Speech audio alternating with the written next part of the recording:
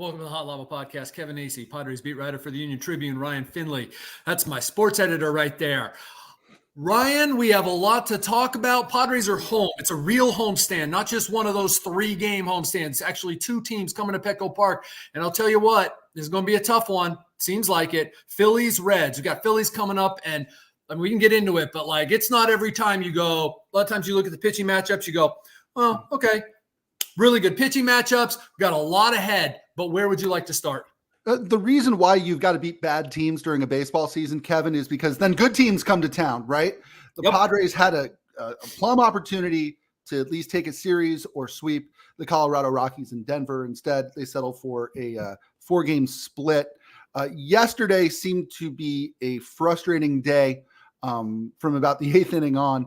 And Mike Shildt, I want to talk about Mike Shildt because he went viral, as the kids say, for his response to a question about bullpen usage, and saw some fire there. What do you make of that? Man, it's a multi-layered thing. Look, I'm going to start by saying this. There's gray in this world, and there is no doubt that was terribly disappointing. First off, the loss, right? When you're up by 5 and you give up 6 runs, and then splitting with a really, really bad team. Again, perspective. It's a long season. There's 75% of this season to go, blah, blah, blah. You already addressed it. You win series against teams like the Rockies. You just do. And especially if you're up 5 in the 8th inning. Okay, so that was bad. That doesn't mean that Mike Shildt didn't have a lot of good points when he was talking about how they fought, blah, blah. They scored 9 runs. They hit 2 home runs. They drove in a run with a sacrifice fly. They played error-free. Johnny Brito and Eniel De Los Santos picked up Randy Vasquez. If you want to go back, Randy Vasquez is the reason they lost this game. Had to start going to the bullpen in the 3rd inning. Had to start going to high-leverage relievers an inning earlier, and only an inning earlier because Johnny Brito was so good. So Mike Shildt, who, by the way, his teams are generally better in the second half. He is looking at the process. He can't live and die with every game like the rest of us do or many people do. He had a lot of good points about that game. I mean, now I'm saying that because I kind of saw it the same way, right? You don't score 9 runs and do it the way the Padres did. Oh, it was such a horrible game. No, Wandy Peralta was horrible. Right. Well, and that's what we're seeing with Shildt. And it's so funny, Kevin, we're getting to know these guys, right? I am getting to know more about Mike Shildt every time I see him interviewed. Before that, Bob Melvin. Before that, Jace Tingler. Before that, Andy Green, right? Mike Shildt is so unflinchingly positive about his players. And what I saw from him yesterday was a full-throated defense of Wandy Peralta, who, by the way, has a reputation or has a history of success in Major League Baseball, where this is not a regular occurrence for him. Wandy Peralta, he doesn't get torched like this very often. Mike Shildt is unflinchingly positive. Does he allow anywhere in there some criticism, or is he just rah when he's public facing all the time? Public facing, it's basically raw. Now, raw might imply he doesn't believe it. I believe he believes 90% of it, but it is always going to be, these are my guys, and here's why we did it. Is there some defensiveness in there? Yes, there absolutely is. And okay, whatever. I guess that's one of his personality things. Right. I will hesitate to call someone too positive. No. You can argue he's there to feed the media and the fans, and the media are there to feed the fans. And when he's front facing like that, maybe give the fans a little bone, right? Rip somebody or rip himself or go off or whatever, or just, even acknowledge, hey, yeah, we could have done this better, which he doesn't do very much. You could argue that. On the other hand, you could say this guy's job is to have the Padres at least going on something of an upward trajectory so that they're the best by the end of the season. I mean, there's merit in that. It is. We're learning Mike Shildt, and yeah, he's very interesting from media perspective. Early on there, I mean, you could tell. Let me just tell you, that question set him off, but go back and listen to the whole thing. And from the start, he was on the edge and he was ready to pounce, and he just chose a certain point to pounce. But I mean, he was on the edge from the start. And I knew when I walked in, and it's not my first day doing this, okay, this is going to be interesting because Mike's pissed right now. Now, Right. is he pissed at his players? I'm like, I know Mike well enough. I think I know him better than most in the media. Having spent time with him, so much time with him over the last few years and this offseason and training and all this, I think I know him. Like, I knew he wasn't going to rip anybody, but like there was something different. He was really upset, like almost tears in his eyes, kind of upset. So why? Who was he pissed at? I mean, is it just the outcome? Himself, Okay. Wandy. I mean, everybody. Now, this is me. Like, I'm not saying, but like that sucks, man. You just lost a game you know you should have won. So like that's what I think it was, and then it comes out how it comes out, and he is always going to defend his players. And again, I go back to like people are like wins, losses. Well, yeah, right. That's why you keep them, right? Like keep the score and all that stuff. But because a reliever, and we should get into like how Wandy was used and all that, but like because a reliever blew up, I mean, those were fat pitches. He blew up. That means the Padres didn't play well. Like you didn't watch the first 7 innings, right? Like 7.5, because their final run scored on a single, a steal, and another single. Like all day they were adding on. Like this wasn't a 9-run inning and then they cruised, or a 5-run and a 4-run. This was like the Padres were winning this game, and a guy blew it. Okay. Kevin, you and I both covered a lot of football. That felt like a post-football game news conference, right? You got a coach there, you fumbled the ball late, and you're right. You can sense the energy in the room when you walk into a news conference like that. You phrased it great. So I know that he was going to pounce on something, right? Yes. And you're right. And it's like, yeah, that was, man. And clearly Mike cares. And again, and I put it in my newsletter today. At some point, all this, I didn't say it like this, but at some point, all this rah. And at some point, like the positive signs have to lead to sustained winning. There has to be a 3, 4, 5, 6 game winning streak. There has to be an 8 out of 10. There has to be. But that just doesn't mean that Mike Shildt or anyone else is wrong about the process that is happening right now. And I just look, this team isn't as talented as last year on offense. They're playing better than this team was at this point last year. They might be playing better than they have in many years, including when they had these great winning records that turned out to be something of facades, right? Like they were just crushing teams. Toddy was on fire. Manny was on fire. Like they are finding ways to win. When Manny wasn't there, well, he and Yane had baby, and I feel okay saying that because the other day I happened upon a pregnant woman who said, my husband and I are having a baby. And I walked past and I go, man, I have never thought of it that way. I've heard people say we, and I've always thought, listen, bud, I've been present for 2 of those. It wasn't me. But anyway, so Manny and Yane having a baby. And guess what? Since the Korea, Manny hasn't had a clutch hit, okay? Yep. And Toddy's been good. I love his process. I'm about to write about it. It's amazing. Eventually, Tatis is going to get some results from his process right now. It's as good as I've ever seen it. But not producing in a huge way. When was his last home run? Xander Bogaerts? Don't need to say anymore. And they are 14-14. I'm not raw-rawing them right now. I'm just saying there's a lot of positives happening right now. Sure. Kevin, are they good? Okay, like a 500 team. And how about this? I love that I got this stat yesterday. So not only are they 500, so you go, I don't know if they're good. Right. No, not really. I mean, not right now. But they have had the 3rd most big innings and have allowed the 3rd most big innings. And by that, I mean, they've scored 4 or more runs the 3rd most times in the major leagues, 11 times. They've allowed 4 or more runs in an inning 10 times. That's the 3rd most in the major leagues. It's like up and down, up and down. That's what this team is right now. And that's got to stop. Absolutely. If we could do a whole show on why it has to stop, how it has to stop, all that. Absolutely. I just would like to defend Mike Shildt and the idea that, look, again, how did Randy Vasquez get off the hook for this? Right. Right. Randy Vasquez, who's not a major league starter, who's filling in for an injured Yu Darvish. Again, the Padres, I mean, there are some concerning signs, Kevin, I think. Yes, please. Let's talk about them. They have pulled their butts out of the fire how many times this year? 4 or 5, right? Yeah. More so than you could expect from a team. That should be happening, yes. They're right. And even with all that, they're 14-14. This was a team that has had that had some pretty good injury luck early this year, but now Yu Darvish is down, right?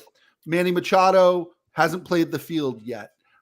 Jackson Merrill, and we can talk about that a little bit, had a little bit of a groin tweak or however what did Mike Schilt call it, an owie or an ouchie? How is that not the viral moment that he called it an ouchie? How was that not the viral moment? Right. Like there's some concerns here, and they're lining up now to play the Phillies, who we know are good, and the Reds, who might be really good. I mean, I think the Reds are a playoff team. This could get ugly if they don't start playing more consistent baseball on a day-to-day basis. Well said. Before we move on, I want to talk about Peralta being in there and then how long he was in there. Look, I would have taken him out after the walk. Okay. Right. I think that's the third batter. So he comes in, he gives up a home run, fat pitch, single, fat pitch, walk, I believe, before another RBI single.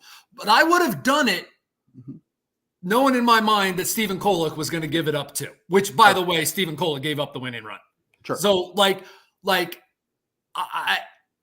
what was Mike supposed to do? Like he can't bring in Robert Suarez. Okay, if he brings in Robert Suarez only to work the eighth after what Peralta is done, okay, you get out of that jam. Okay, great. Now you have to score in the ninth, and you have to then you've got someone else, be it Kolek, Cosgrove. I don't know that Morejon was available after going 2 1/3 and 36, I think, season high pitches 2 nights earlier in altitude. This is maybe where it comes into. You're managing, it's bird in the hand. You're managing to win that day. You're now in that situation. You believe, I got Stephen Kolek anyway. I believe in Stephen, absolutely. Throwing all your Mike cliches right there. But, okay, here's realistic. And 6 more games before my next day off. Yep. 6 games against a really good team. Yeah. 2 really good teams. Right. They're fortunate that I think it's possible De Los Santos could come back today.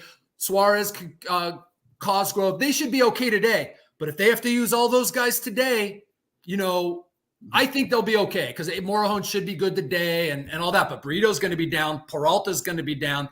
So, plus you aren't bringing in Suarez for 5 outs yesterday because he'd worked 3 of the 4. So now you're working him 4 of 5 in April, and you're not looking. You don't want to bring him in at all, man. You're pissed when it gets close, right? Like that was my first thought. Like, okay, Suarez has to now pitch the 9th. Oh, then very quickly, no, Suarez won't be in this game. So anyway. Right. And you're right. You're managing for the next week. And again, maybe you can steal one against a bad team, right? There's a thought there too, that maybe you don't need to push all your chips in and jeopardize a Friday night game against the Phillies to beat the Rockies, to beat a almost historically bad Rockies team on a Thursday. Yeah, I think that it got there. I'm only going down that road. I think it got there maybe in the calculus of how when Mike is planning out the game and worst case scenario, or when he's working through it there in the 8th inning, that's when the Phillies came in. In terms of what he did yesterday, it was to win yesterday for what you just said, taking that game, no matter who it was, but especially the Rockies. The Padres, again, I think could benefit from an extra right-handed arm. I haven't looked at Steven Wilson's numbers in Chicago or what he's doing, but, Kolek, I think Kolek's been fine, but, it's a high leverage situation for a guy who hasn't really done this before. Yes. You had a great note today about Enyel De Los Santos. He's been a revelation at a bargain price this year. Even with Enyel De Los Santos being better than anybody thought he would be, they still, to me, Kevin, need that one right-handed guy who can go, pitch a 6th inning or something like that, so that so then you slide everybody down 1, right? Maybe De Los Santos is pitching the 8th there instead of Kolek. It's interesting you bring that up. I almost did added that to the daily today. I think you're aware of some of the challenges I had yesterday, trying to get all my stuff done and make flight home and stuff. So I was like, I can wait anyway. Their lefties have been pretty good against righties, but I'll break it down in tomorrow's Padres Daily probably. I'm not arguing with you. I am saying, like, I'm not sure because Peralta, who historically has been just a lefty guy, has been good against righties. Cosgrove has been good against righties. Matsui's been good against righties. That said, yes, like there have been some matchups where you go, and look, Stephen Kolek, that's awesome, man. Mm-hmm. What he's done, what they've done to get a Rule 5 guy, but he is what he is. He's the guy, and I wrote about this, like he's the guy who, if you're up 3, not at Coors Field, somewhere else in the 6th, or you're down 3, he gives you an inning 2/3 of like, oh man, he covered that and kept us in the game, or he covered that and kept us ahead, and we had someone else ready to go if he didn't, but he did. Great, awesome. That is Stephen Kolek's role. Not everybody's role is Wandy Peralta or Enyel De Los Santos or Robert Suarez. Right. And but the issue with Stephen Kolek as a Rule 5 guy is he's got to stay, right? I mean, he's got to stay unless if you can't send him down. Right. And it's funny. That's a balance. And I talk about this with our minor league guy, Jeff Sanders, a lot. It comes up like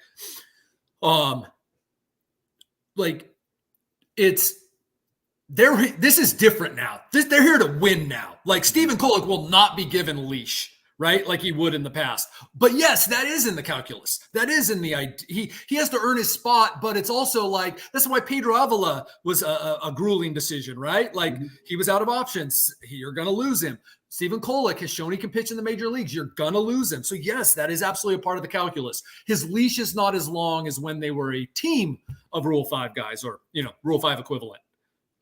Yeah, no, you're right. I'm looking at right-handed guys in El Paso right now. And, Jeremiah Estrada has been really good. Mm-hmm. Is it Bachar? Uh-huh. Lake Bachar has been good. Love him. Jeff Sanders had a great note about him earlier this week. Kevin Kops has been good. Alec Jacob, not so much. And this was a guy who we thought might be a part of this bullpen based on what he had done in a very limited sample size last year. Alec Jacob in 8 games, 0-0 with a 6.52 ERA, which we know. Yes, if you're doing well there, then it's basically like pitching in Coors Field all the time. Right, all the time. You're absolutely right. Hey, can we talk a little bit about pitching matchups here? Phillies Padres. I mean, this has maybe not a playoff atmosphere, but a big series atmosphere, I think. Oh, yeah. This is great. Joe Musgrove tonight against Aaron Nola. Dylan Cease tomorrow against Ranger Suarez, who's like 4-0 with like a 1.50 or something like that. And by the way, Dylan Cease, let me just check notes, 1.82. He's 3-1 with a 1.82. This is, as far as guys who have basically from the start of the season been on, these are 2 of the best right here. And then on Sunday is Michael King against Taijuan Walker, who's coming back from a shoulder injury, making his first start. So you got Ranger Suarez, the lefty, in there. It's all righties other than that. This is fantastic. Like I said at the outset, sometimes you're like, oh, okay. And then sometimes when you're playing, oh, who the heck is that guy? And you have to look up who the other guys on the team are. This is 5.5 really good guys. And Taijuan Walker can be a hell of a pitcher. He can. We don't know where he's at right now, whatever. But these first 2 games, probably in particular, these are gonna test them. Manny's back, and Jackson Merrill should be, but this is gonna be full strength against full strength because Bryce Harper, they had a baby this week too. He came back and hit a home run. I know that someone put out there said dad strength. It is funny how often that happens. Guy comes back from having a baby, hits a home run. Or maybe it's not funny. Maybe it's one of those things like, you only notice it when it happens. It doesn't really happen that often, but when it does happen, you go, oh, dad strength. Anyway, maybe Manny had a home run tonight. You'll think of me. Ryan, you hit the mute button. I just need you to understand that. So I'll keep talking while you are on mute. There you go, buddy. Yes, you were on mute. I saw it. Something has happened to my microphone. I saw it. I'm like Mike Schilt, man. I was 2 steps ahead. You were. Man, you should have heard me covering it. I was great. And if you can vamp for about 4 more seconds, I can get my microphone back. Hold on. No, you're fine. We're good. So I think that we're like really everything in my notes, which I didn't even refer to today, unless you want to get really deep into something. You got something else on your mind because I just follow your lead. You're the boss. Hello, Kevin. I'm back. Mm-hmm. Doesn't my voice sound nice? Yes. Yes. No. Let's talk about dad strength here for a minute, Kevin. Any good? Because I always put you on the spot at the end of our podcast. Any good first time dad stories out of you?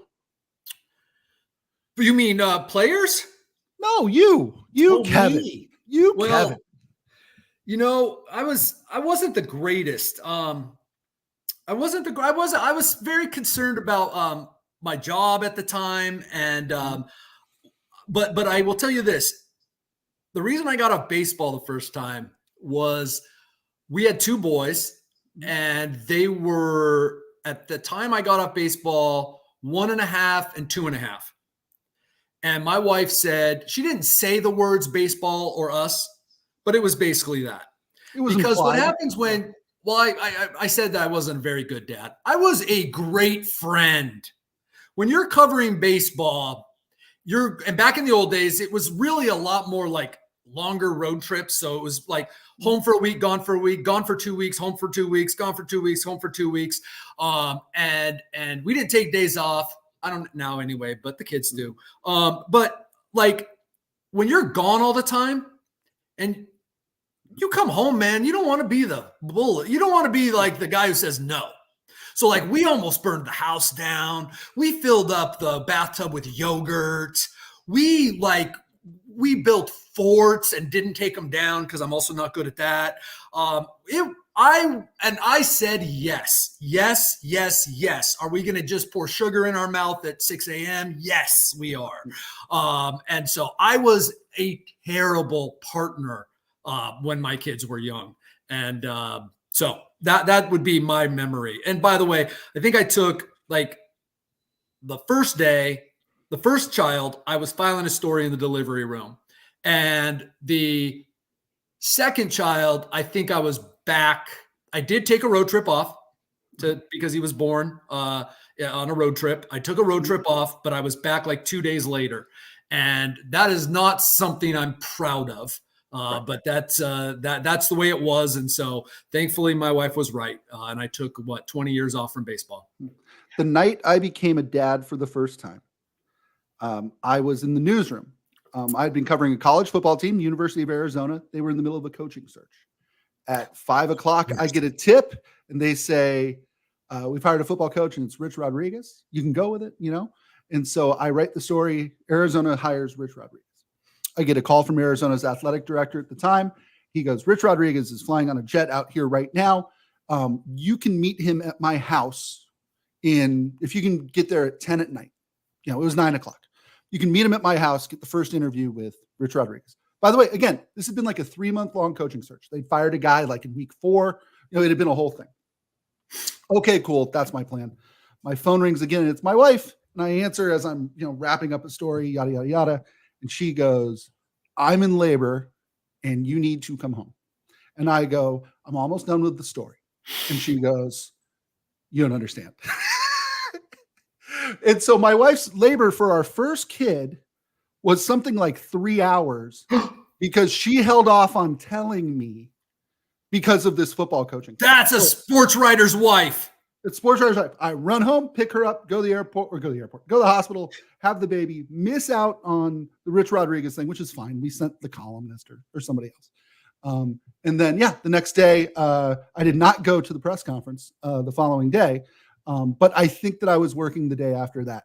And if you want to talk about somebody who's now in his 40s, one of my regrets, as is yours, it sounds like, was not stepping back for a minute and realizing, the paper will get out tomorrow. If you'd like to hang out with a very small person, you can do that. Right.